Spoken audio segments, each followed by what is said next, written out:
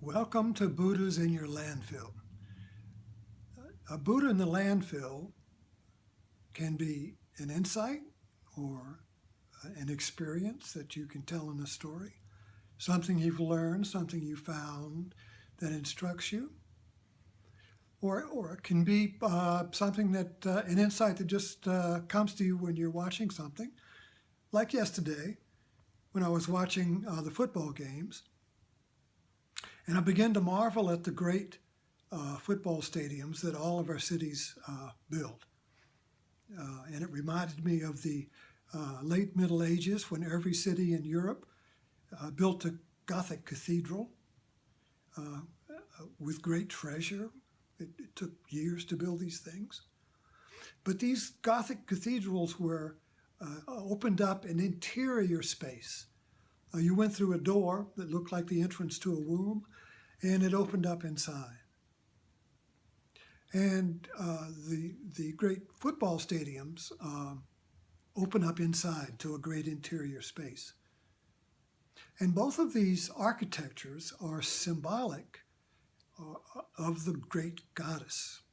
I've been studying Joseph Campbell all of my life, so everything I see in mythology I owe to him. And these interior spaces are architectural symbols of the great goddess that is the space of the cosmos that holds all of the forms being born and dying within.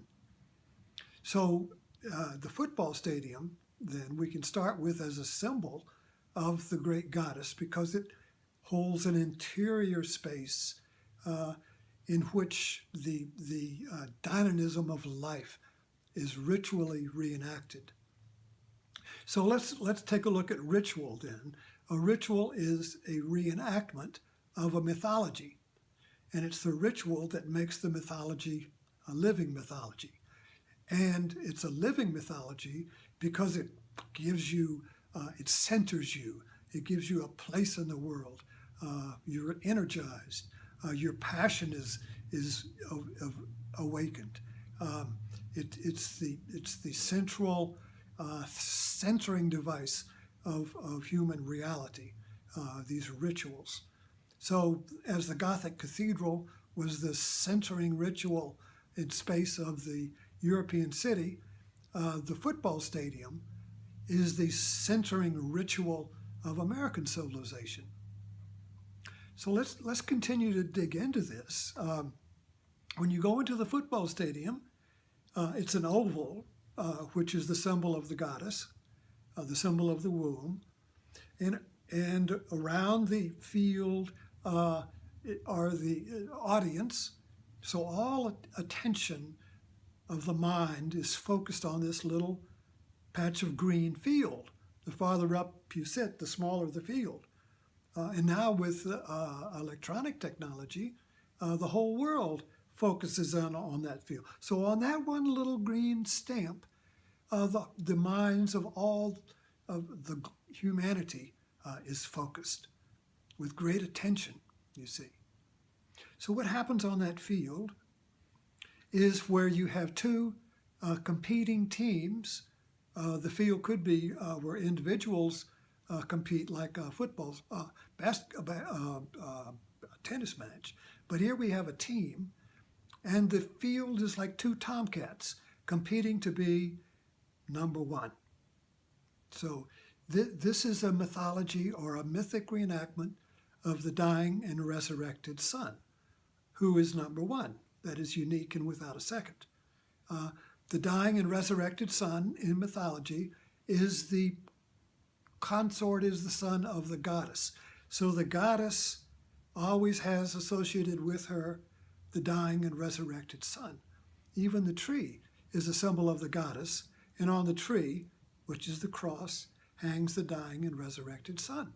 So all the mythologies of civilizations have this universal theme, and they reenact it in different ways because it is the theme of life itself. Life itself is dying and resurrected. And so we need to have rituals that get us in alignment with this theme, this universal imperative that life dies as reenacted. So rituals are a way that we get in alignment with universal themes of life so that we are in harmony with life itself. If we lose harmony with life, you see, we lose life. So the ritual of the dying and resurrected sun now is being played out in the arena of the goddess Super Bowl, or bowl, you see.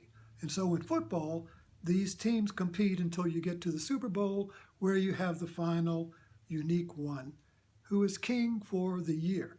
Then the next season comes, and the dying begins again to end up with another unique resurrected sun, you see. So the king is dead, long live the king. This is the ritual of our presidents, of kings, of everything. All right, so now we can focus more in on the actual playing field. And people that don't understand football will look at a football play, and say, well, they all look the same. And they do, unless you know the story, the name of the team, the time, the statistics, the players, the city, and your investment, whether you invest in one team or in the other, you see. But if you take away all of that, it's just the same play action over and over and over and again. If you don't know what the uniforms are, it all looks the same. So in a sense, the play action, when the ball is stepped and the play action starts and the Titans come together, kaboom, and then the play action stops, you see.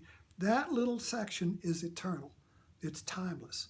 What gives it history, what gives it time, is the story. Where is it? When is it? Who is it? How is it going? What is the place and time that this game is taking place? All of that, you see, gives meaning to the play action. But the play action by itself, you see, is timeless. So it is just like a little tape loop. And it is the story that stretches it out in time. So we have this story stretching it out in time, and in the middle you have you have the bookends, or the sandwich, of past and future, and in the middle of the sandwich you have this little half minute of intense action that is timeless. Okay, so this is the sandwich of the goddess, so to speak. You have time, and you have this eternity, this timelessness, nestled right in the middle of it. And it is the time that gives meaning to the timeless, but the timeless, the history and the time cannot exist without the timeless. So these two go together, you see, the time and eternity acted out in the football game that is performed in the bowl of the goddess of the cosmos. Isn't that interesting, you see? So we think that mythology has been wiped clean from our rational, empirical, scientific universe, but no, we're living in mythology. Mythology enlivens us, but we don't see it as mythology.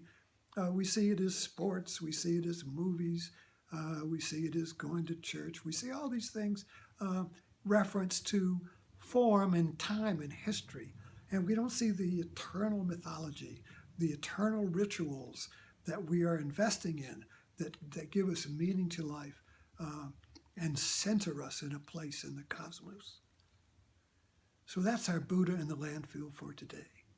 Thank you.